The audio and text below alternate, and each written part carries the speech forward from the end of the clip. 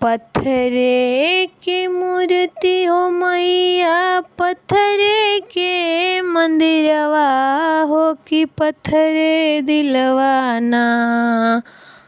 पत्थरे के मंदिर मैया, पत्थरे के मूर्तिया हो कि पत्थरे दिलवाना। मैया मोरी काहे के बनैलू हो कि पत्थरे दिलवाना। मैया मोरी काहे के बनैलू हो कि पत्थरे दिलवाना।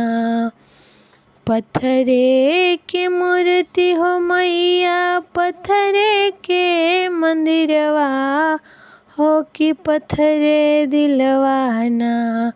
मैया मोरी काहे के बनैलू हो कि पत्थरे दिलवाना। दर्शन के खातिर मैया गइनी कलकतवा हो कि काहे ना दिहलू ना। दर्शन के खातिर मैया गइनी कलकतवा हो कि काहे न दिहलू ना। मैया मोरी आपन दर्शनवा हो कि काहे न दिहलू ना। काली मैया आपन दर्शनवा हो कि काहे न दिहलू ना। गौआ समाज मैया कहेला पगलिया हो कि काहे न दिहलू ना। गौआ नगरिया जी मैया कहेला पगलिया हो कि काहे न दिहलू ना। मैया मोरी आपन दर्शनवा हो कि काहे न दिहलू ना। मैया मोरी आपन दर्शनवा हो कि काहे न दिहलू ना। पत्थरे के मंदिर मैया, पत्थरे के मूर्तिया हो कि पत्थरे दिलवाना। पत्थरे के मंदिर मैया, पत्थरे के मूर्तिया हो कि पत्थरे दिलवाना। मैया मोरी काहे के बनैलू हो कि पत्थरे दिलवाना। मैया मोरी काहे के बनैलू हो कि पत्थरे दिलवाना। दर्शन के खातिर मैया गइनी पर्वतवा हो कि काहे ना दिहलू ना। दुर्गा मैया आपन दर्शनवा हो कि काहे न दिहलू ना।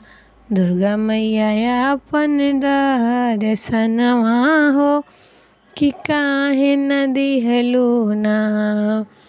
गौआ के लोगवा मैया कहेला निर्धनवा हो कि काहे न दिहलू ना। गौआ नगरिया मैया मोरी कहे निर्धनवा हो कि काहे न दिहलू ना। मैया मोरी आपन दर्शनवा हो कि काहे न दिहलू ना। मैया मोरी आपन दर्शनवा हो कि काहे न दिहलू ना।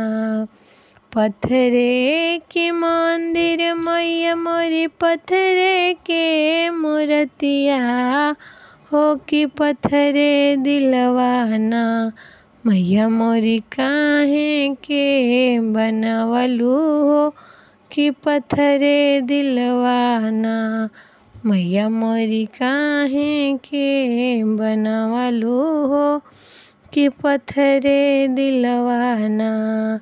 दर्शन खातिर मैया गइनी हम मंदिरवा हो कि काहे न दिहलू ना। मैया मोरिया अपन दर्शनवा हो कि काहे न दिहलो ना।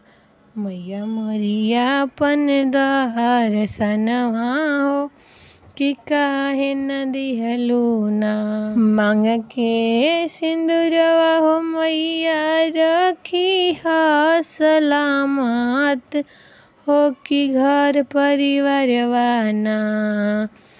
गोदी के बालकवा हो मैया रखी हा सलामत हो कि नैहर ससुरवा ना।